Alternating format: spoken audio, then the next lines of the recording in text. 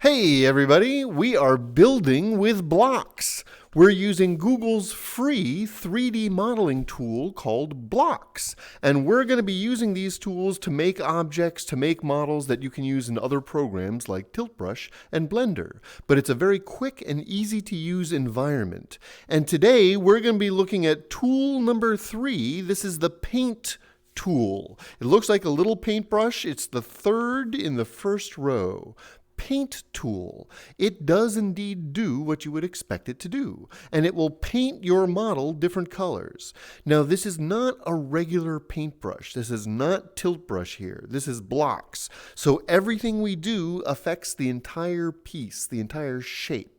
So I've made this castle here out of several different shapes, some cylinders, some cones, and some squares. Now you can see I've been applying color to make these pieces stand out. Here's how we do that. I'm going to use the Paint tool. And while you've got the Paint tool, your actual main controller can flip around and be the color palette. So it's the same controller, we're just looking at it at the other side. And in fact, when you first choose the Paint tool, if you watch the edge of my controller here, when I choose the Paint tool, it often will do a pulse of colors to show you that the palette is on the other side. So I'm going to take this Paint tool and I'm going to choose a color. In this case, I'm going to choose a nice blue.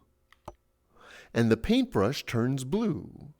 By changing the paint to blue, it's also changing the shape tools. So if I was to draw a new cube, it would be a blue cube to start with. Or if I switch to the color orange and I go for my stroke tool, it will indeed create a stroke in the color orange. Now, if I'm just using the Paintbrush tool, whoops, you came out of place. If I'm using the Paintbrush tool and I choose a different color, so I've now got a green paintbrush. Now, if I go to an existing model, touch it and pull the trigger, it will paint it that color. It goes for the whole shape. We can't just paint one panel. We can't just paint one line. A click does that whole shape as one whole piece. If I hold the trigger down out here and start swiping through, you can see how it will paint the entire piece as I paint through the object. So that's using the Paint tool to change color. Missed you. Make him a different color. There are a number of colors to choose from, orange, yellow, different shades of gray. So I can make the towers one shade of gray.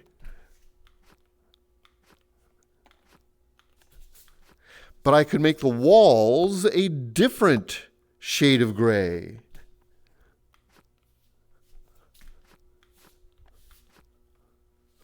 That type of thing. There is slight variation. We even have more shades of gray if we wanted different parts to be different colors. Oops, too much. Undo. Undo. Does the whole shape as one click. Or hold it down and swipe to do a number of shapes at once. The bottom two colors are special. The first of the bottom two colors, it looks black on the tools, but it's not. It's actually transparent, like glass or diamond. So I could make these outer walls transparent so you can actually see shapes through and behind these glass walls. If I rotate the whole thing, you can see how we can see through this transparent piece. Go back to a solid gray. Solid gray. And now it's a solid piece. You can't see through it. So this first one, this diamond, this glass, this transparent, makes your pieces translucent so you can see through them to what's on the other side. I'm now going to put them back to the basic gray. No longer translucent, transparent.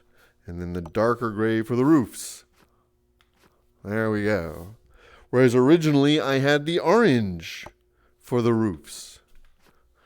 Sort of a medieval Howard Johnson's, for those of you who remember what that is.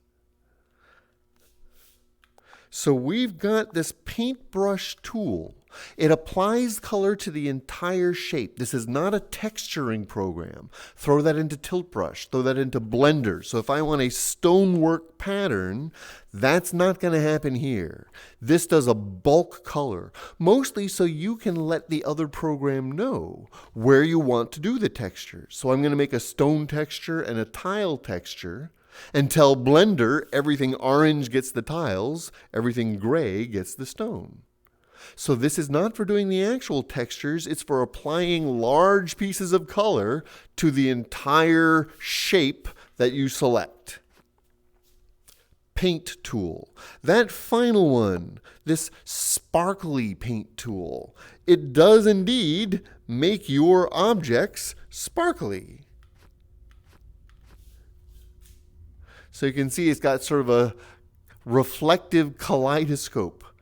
And as I move it around, so this might work for some surfaces, or if you're doing like a mirror ball effect, that type of thing. That is the final paint color, this wacky, vibrant texture. Now we've been hoping that they would allow us to import flat, simple textures like this of our own, but they have not yet done so. So we're not going to hold our breath. Instead, we're going to take advantage of the tools they've given us and try applying these paints and colors in more of a bulk demonstration area.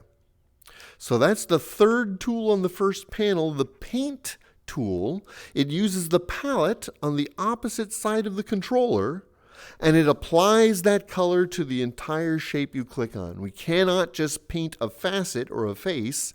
It's going to apply to that entire piece. Paint tool.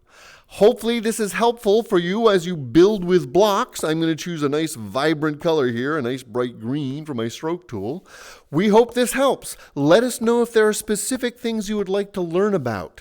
These tools are made to be very simple and easy to use. So we want to make these lessons so that you can feel like you can get started with whatever project you want. Let us know what you like in the comments. Tell your friends, share and subscribe, and we'll see you later on so we can build more with Blocks by Google. Have fun, everybody.